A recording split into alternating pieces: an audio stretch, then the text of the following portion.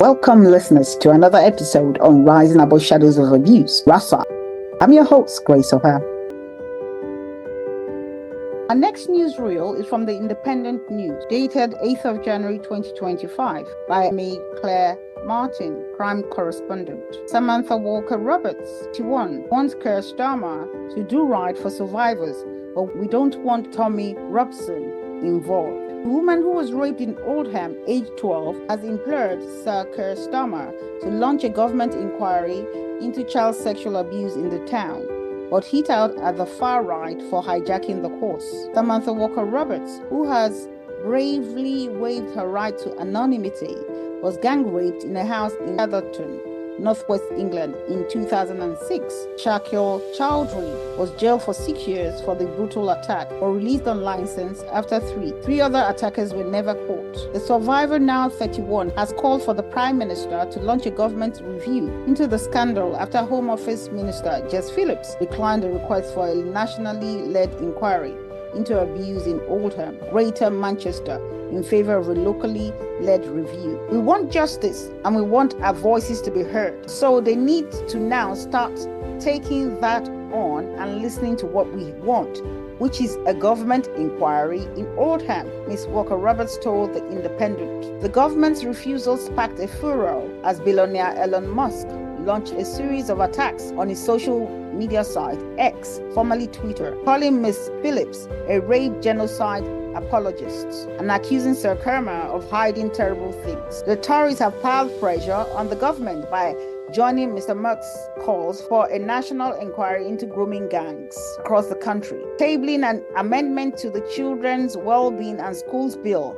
On Wednesday, ahead of a vote on the amendment, Downing Street indicated the Prime Minister was open to a U-turn for the first time. Ms. Walker Roberts, who is campaigning for a government probe into crimes in Oldham with 2 other survivors, believes a local inquiry led by Oldham Council will not see professionals held accountable for their failings in handling the abuse. However, her demand falls short of the full national inquiry demanded by the Tories, amid fears Oldham would get lost in a nationwide probe. She told The Independent, "I would like a government-led inquiry, not a national inquiry, because Oldham will get lost in it. He, Sir Keir, he has to listen, or he's going to be called into question. If he can't do right for survivors, then what can he do for the country?" Although the campaigner welcomes the spotlight being shone on the issue by Mr. Musk's intervention, she said she was frustrated with the far-right groups for jumping on the bandwagon. She said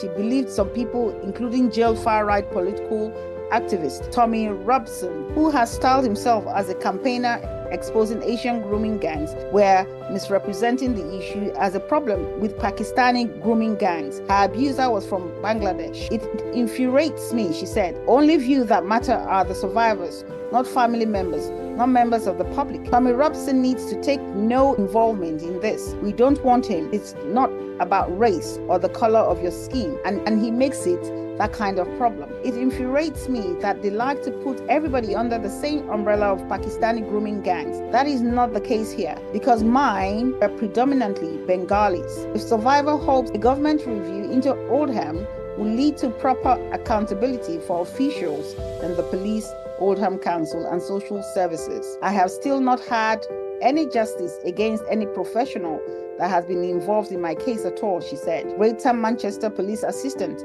Chief Constable Steph Parker said, "We wholeheartedly apologize to all victims of child sexual exploitation who we badly let down, including Sam, for the hurt and ongoing trauma caused by what happened. We have accepted that our actions fell far short of the help that they had every right to expect from us."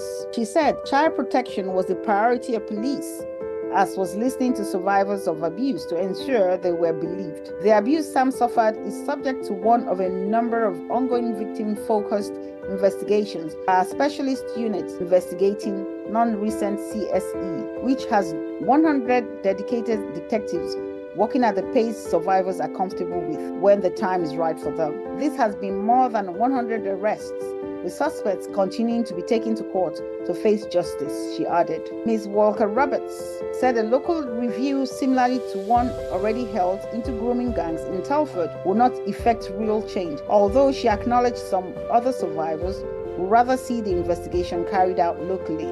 Ms. Walker Roberts also questioned whether Oldham Council had all the resources needed for a local inquiry. In September, the council's deputy leader promised they would manage the finances of Oldham so we don't go bankrupt, as he was grilled on a £21 million budget hole. She called for survivors to be central to every stage of any inquiry, including setting the terms of reference, which are expected to be agreed in the coming months. Professor Alexis J., who led the independent inquiry into child sexual abuse, which reported in 2022, has said the time has passed for another lengthy examination of grooming gangs. This week, Home Secretary Yvette Cooper announced the government will begin to implement Professor J's call for mandatory reporting of child sexual abuse. Councillor Arup Shah, leader of Oldham Council, said no stone will be left unturned in their work to hold perpetrators to account, and work